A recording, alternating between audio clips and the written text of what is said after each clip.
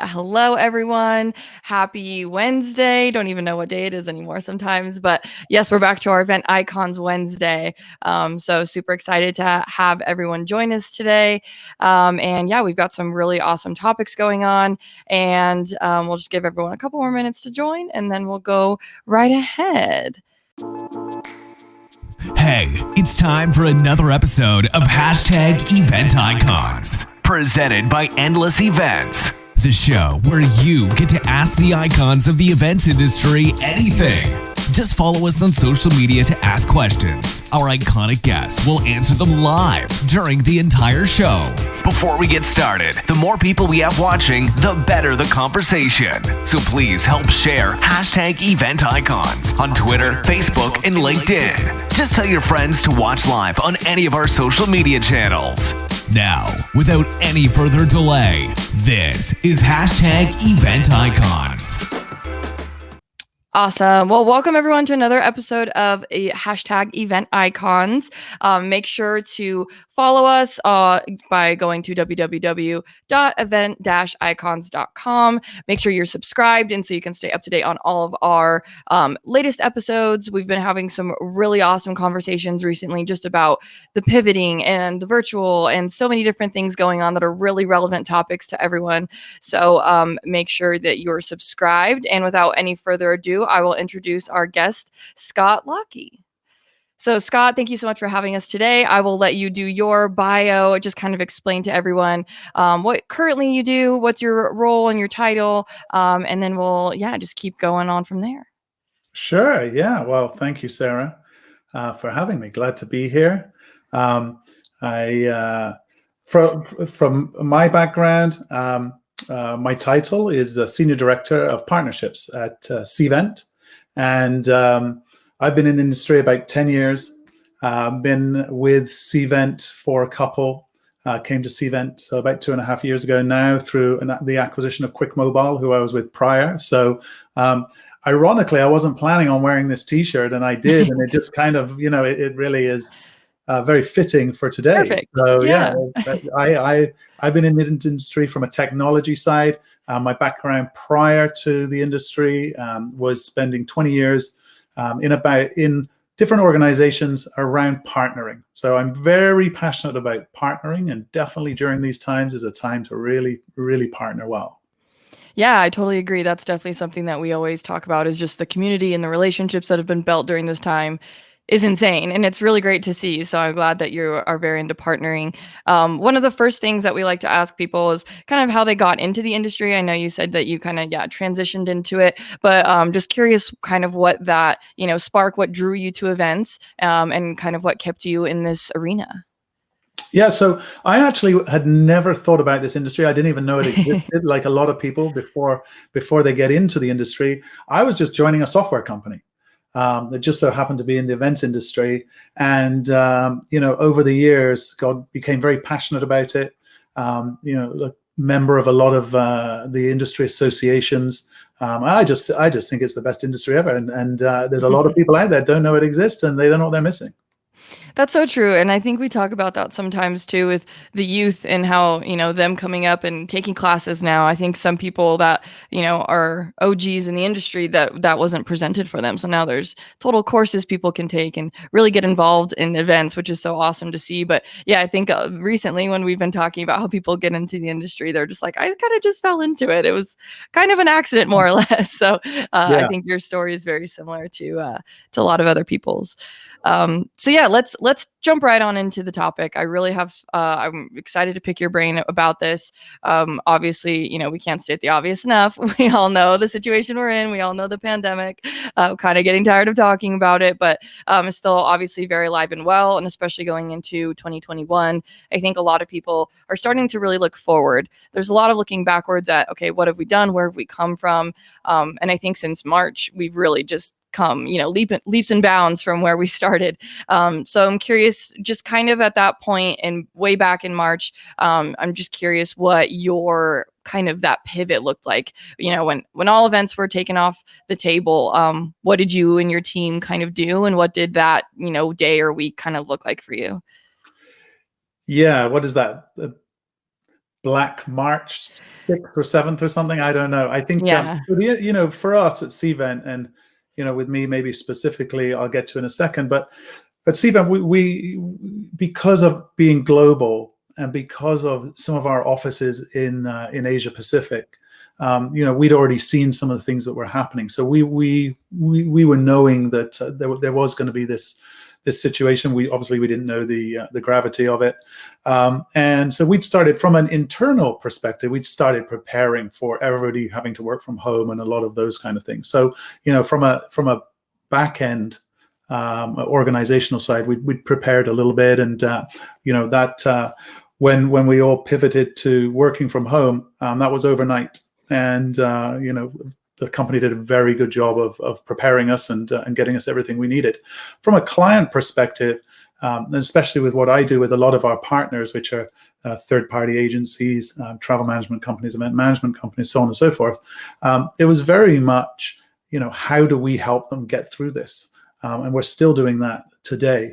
And with all of our customers, whether it's the partner division, which I'm part of, or our end clients, that's really what we're doing. It's how do we support everybody through this, and the industry and the hotels and all of that kind of stuff. So that was the first big thing was, this is happening. What do we need to do to kind of not only protect our business and what a lot of organizations are doing, managing costs and managing agreements and things like that, but managing with our clients and our partners how we help them through that. And then obviously from a technology and a product side, being that we're a software company, we'd already been building some new solutions very much around engagement and online engagement. And so this really just brought forward some of the focus into the fact that, people aren't attending live events right now. And so that's what our product team has been working hard to do. So it's been extremely busy, I'm sure, for a lot of people, in this industry as well. It's only made us busier, and we were already ridiculously busy. So it's been interesting. And as our CEO says, it's times like these you earn your on the street MBA, and I probably learned more about this industry and about even myself and my career in the last 9 months.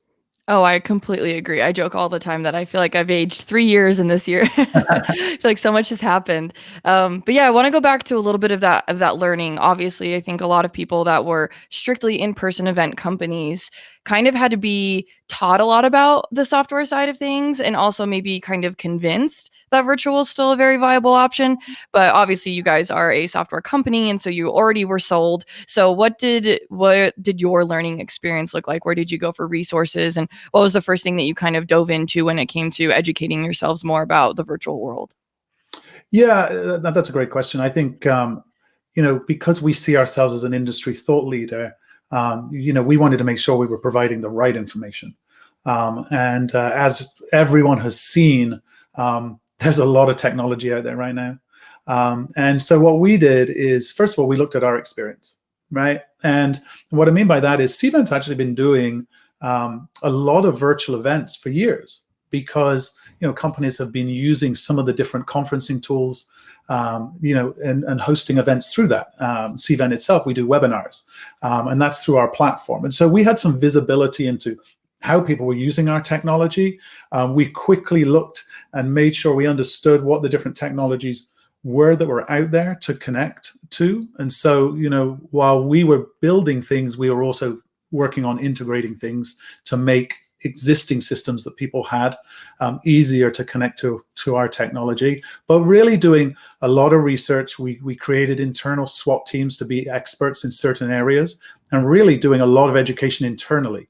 We had teams working through the night, creating content, bringing, kind of some best practices, understanding. And then what we really quickly did was we started sharing that with our clients and our partners, putting on sessions, doing education around what is a virtual event, how do you have a successful virtual event. Obviously now we're talking about hybrid and the road forward, but at that time it was really just trying to get as much information, filter out the noise, get valuable content, and get that in the hands of our clients and our partners.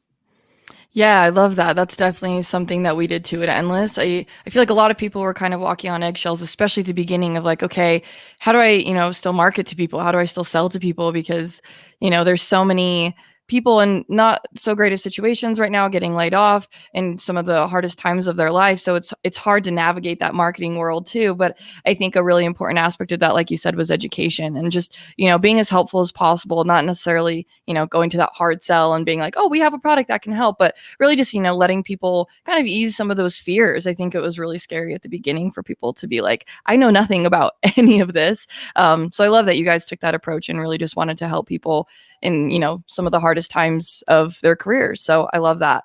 But I definitely want to go back a little bit to the technology. I know you're talking a lot about like the integrations and things like that. And I'm kind of just curious what your thoughts are on all of the players in the game. It seems like when we transitioned everything to virtual, we were sitting on demos and on calls and so many things, learning about all these different products. So I'm curious kind of what Cvent's stance is on all these other players. And obviously the title of this episode is Not All Technology is Created Equal. So I'm really curious just to see what your thoughts are on all that. Yeah, I mean, that's a great question. I think, when we look back and to your point, you said you'd aged, you use the comment you've aged, exponentially in this period. I think, in the last 6 months, we've seen so much from technology perspective. It's the first time this industry has been really forced to come up to the modern times of technology. We've always lagged a little bit, and so it's great. It's actually really good for the industry because now everybody's on a level setting when it comes to technology. Yes, they have to learn a bit about different platforms and things like that, but everybody is using technology. For the first time to participate, you have to be using technology, and that's only going to benefit when we go to in-person, hybrid, and going forward. With regards to everything that's out there, we kind of saw that with mobile, 8 to 10 years ago. And mobile app comes out for an event, suddenly there's 50, 60 companies doing mobile apps for events. And over time that reduces because, to really build a long-term, sustainable, scalable solution isn't easy. And it takes a lot of resources. So, I call it the kind of shiny object effect, where right now there's hundreds of different technologies out there. But, for clients, for partners, it's a bit of a minefield. And to your point, you spend all this time trying to do the research and things like that. And what a lot of people are doing, and I've seen numerous ones, I'm sure you have as well, Sarah, is people have been creating matrices. And what they've been doing is, in their matrices, what they're showcasing is features and functionality. The one thing I would caution people is to, look behind the curtain. And really understand. And so that's what we've been trying to do, is really understand as much of the differences, but not just the features, a lot of the other stuff as well. And, one of the most important things, in that is the foundation of it all. Awesome. I love that. So yeah, that's something like we definitely did our own version of a matrix, and we wanted to, compare, contrast all these different platforms and so many things. So when you say like behind the curtain, what are some of those things that you're kind of encouraging people to look at? Is that integrations? Is that how it works, for the goals of your event? What do you kind of point people towards when they are lost and just kind of drowning in all the features of all these different platforms that seem like sometimes more or less the same? If they have a networking feature, it's more or less going to, connect people together. So what do you kind of say when you encourage people to dig deeper? Yeah, I think one of the first things, if people are broadcasting live or wanting to broadcast live, this is my dog's tail trying to get into our call here. When people are broadcasting live, what is that streaming platform? Because what's different is now a lot of companies, if they take their own websites, they might get a lot of traffic throughout the month, but a lot of their websites aren't designed for 5,000 people to click on a link at the same time. And so, that's where when I talk about foundation is really making sure that it's a technology that when everybody hits play live at that event, it's going to work. And so, having that confidence in a technology is one of the behind the curtains pieces, I would say. The other elements I think people need to be looking at is security and data privacy. So things, for CCA, GDPR, and things like that. With all of these different companies and looking at them, we look at some of these options where you can share passwords and you can just send people your login credentials. And so really looking at security and data privacy, because the last thing anyone wants is their organization to be in the news for all the wrong reasons. So security, privacy, how does the data flow? What data are you getting? Stability, scale, and support. Right. One of the things we're seeing out there right now is a lot of companies weren't designed or ready to be taking on this much business. And so, we're hearing stories, and people are experiencing, and we're experiencing it with some of our partners, where it's, some people are a little overwhelmed right now. Yeah, no, I totally see that. And we see that too at Endless as a production company. I think a lot of people are realizing like, oh, I cannot go this alone. There are so many features in these, really massive, powerful softwares that I think people, kind of underestimate a little bit. And then when it comes time to actually implementing some of these features of the event, it is very overwhelming. So yeah, we're definitely seeing that on our side too. So I kind of want to transition a little bit also into next year, and kind of obviously we're at the last quarter, we're at the end of October, which is insane. I don't know how we got here, but it seems too that we, usually in our industry everything kind of winds down at the end of the year. So a lot of people are already looking forward to 2021. And as someone that has, there's some on the pulse of the industry, what are some things that you are kind of expecting looking onward? And kind of like you were saying, everything's just rapidly changing so quickly. So it is kind of hard to predict, but what do you think is going to happen first in the next year, and then maybe even looking 10 years from now, what you think the next decade of events and event technology is going to look like? Yeah, 10 years. Oh, that's going to be tough. I know. But I'll start with where we are now. So, I mean, for us, again, same as a lot of other organizations, we're extremely busy. We're heading into the last part of the year, which is traditionally a very busy time for us, because people are, they're planning 2021 and things like that. And, so we're very focused on really supporting our clients and getting them what they need. And, very much everybody is very focused on virtual right now. Some are talking hybrid, some are doing some very small in person, but really the focus is on virtual. It's interesting being the organization we are, and with the tools we have, we see data across geographic regions. We see data across different industries and different types of organizations, and we're definitely seeing that things are coming back. People are sourcing more than they were a few months ago.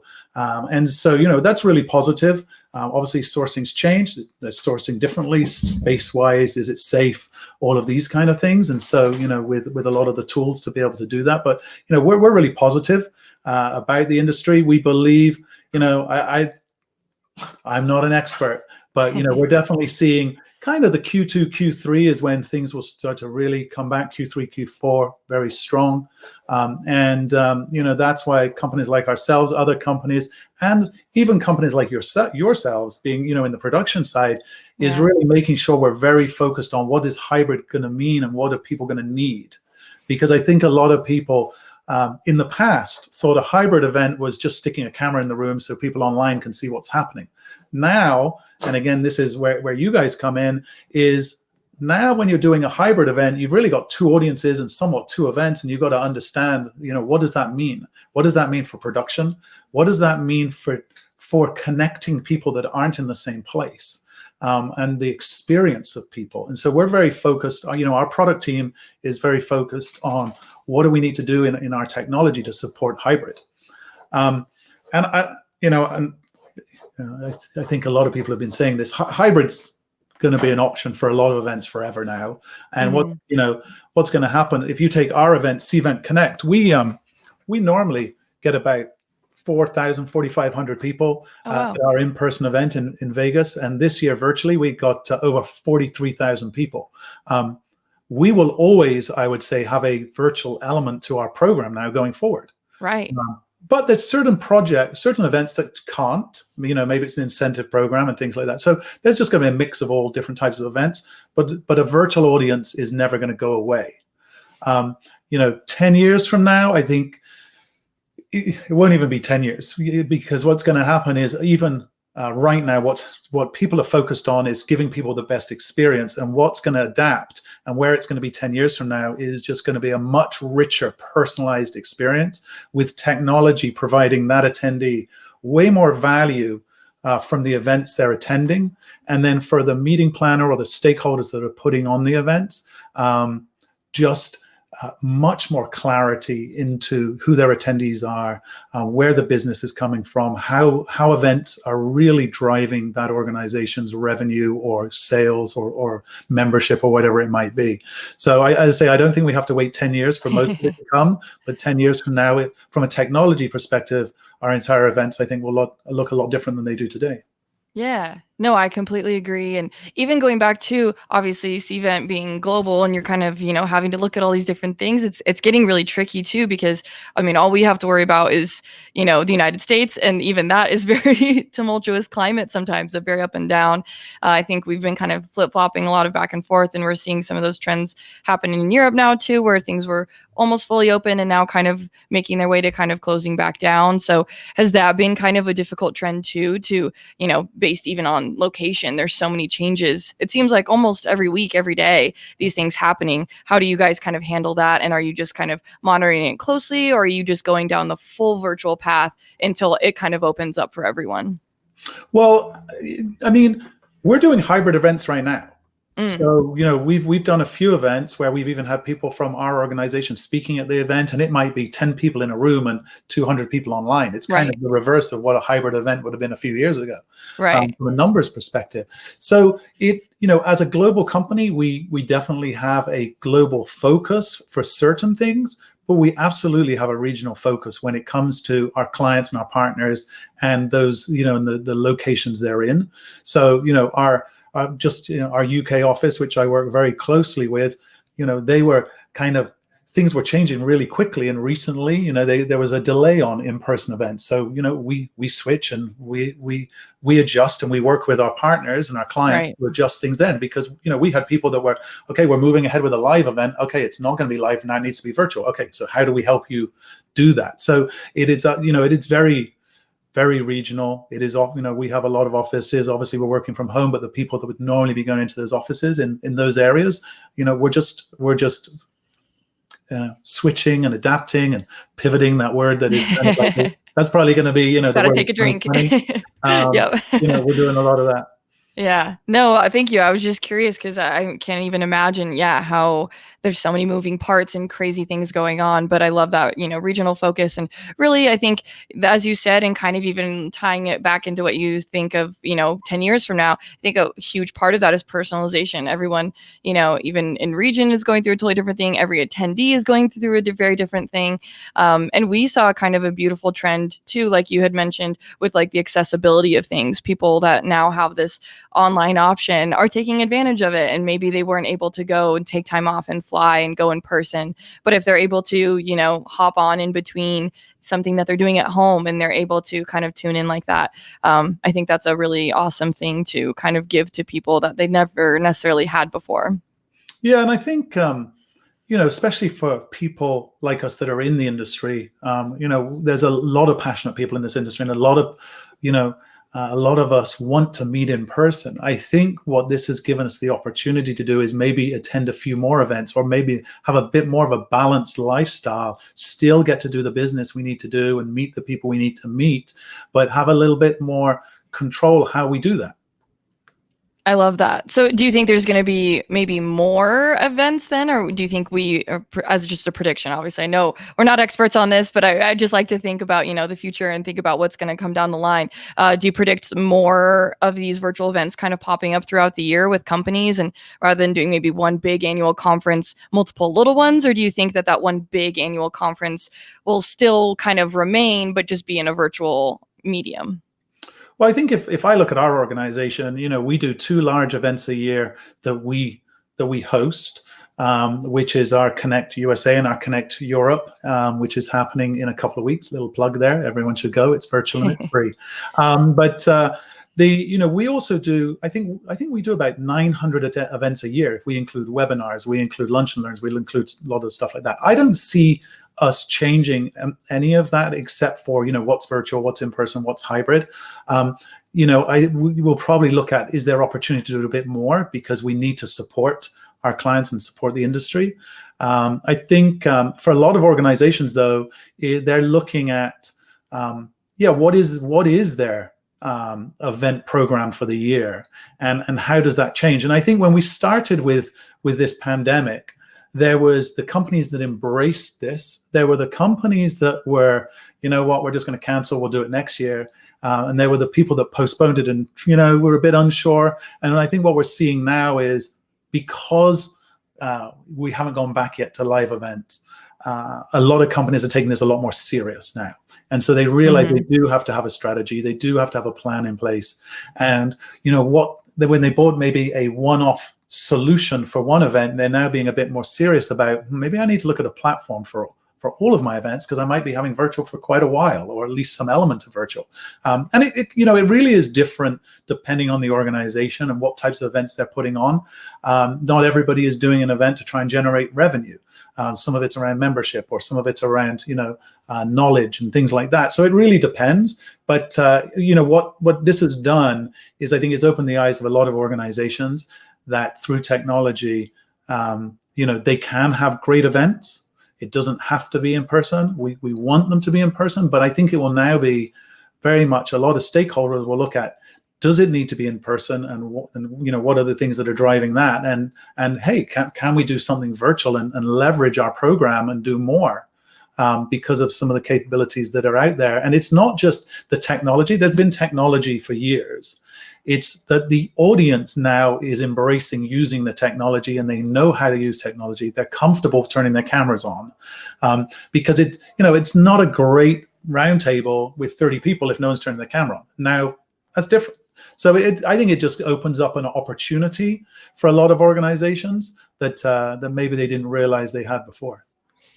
Yeah, I completely agree too. Of just like at the very beginning, we were seeing a lot of people use these as like a band-aid of, oh, I need a quick solution. Yeah. I need to figure it out right now. And I think you're right. As time goes on, people are seeing this as a longer term solution. I think people are seeing the benefits. There was a lot of skepticism, but I think just seeing some really well done examples kind of put, people's minds at ease of that this can be done well. And I really love what you said too about attendees kind of opening their minds about it. I'm sure there was a lot of attendees that were like, what is the point of me, logging onto my computer for something else that I don't necessarily have to do? But I think the second people kind of took that jump and realized, wow, I'm still meeting people. I'm still gaining these awesome experiences and learning new things. I think, people are being a little bit more open to that being a longer term possibility.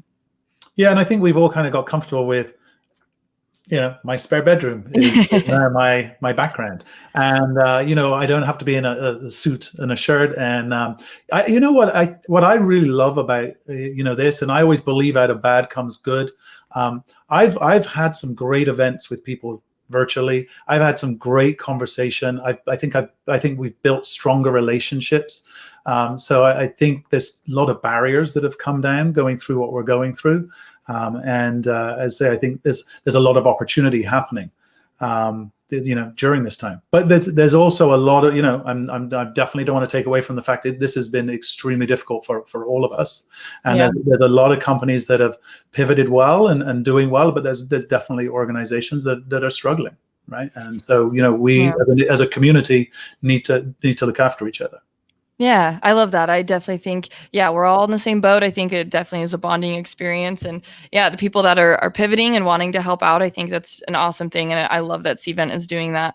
I did want to say too, I love what you said about the personal aspect of it. And in a sense, like, we used to, conduct meetings in a boardroom, and now we're conducting it from our homes. And Endless has been virtual or remote for, I think 7 years now.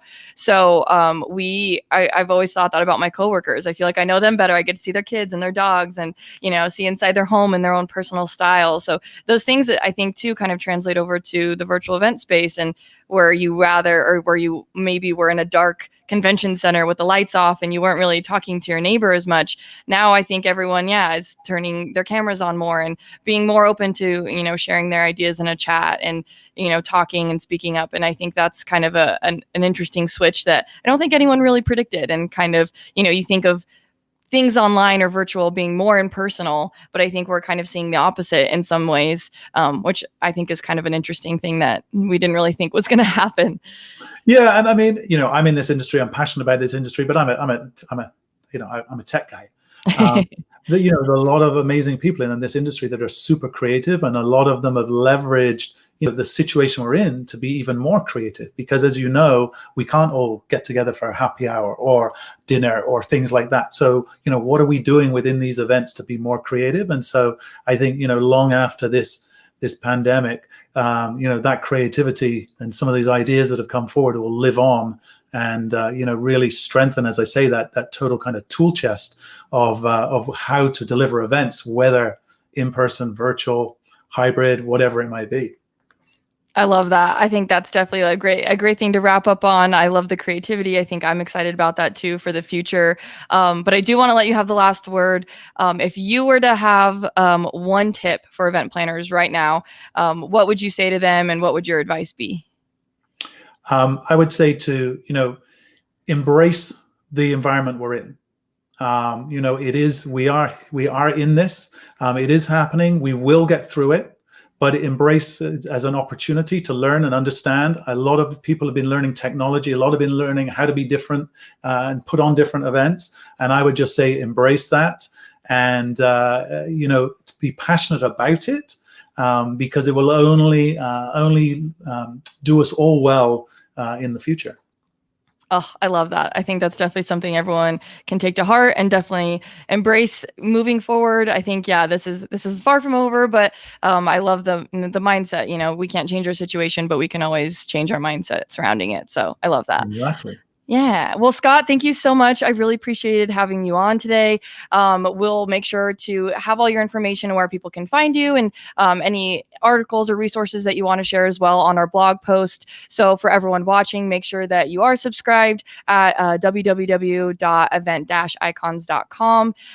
And we'll also just keep you updated on all of the other episodes that we have coming up. But thank you everyone for being a part of this community. As Scott said, community right now and relationships are incredibly important. So keep joining us. We'll keep sharing all the information that we can. And I'm sure Scott will have you back on again. You're always a great guest to have. So I really appreciate you taking the time out to talk to me today. Can't wait. Thank you very much. Cool. Bye, everyone.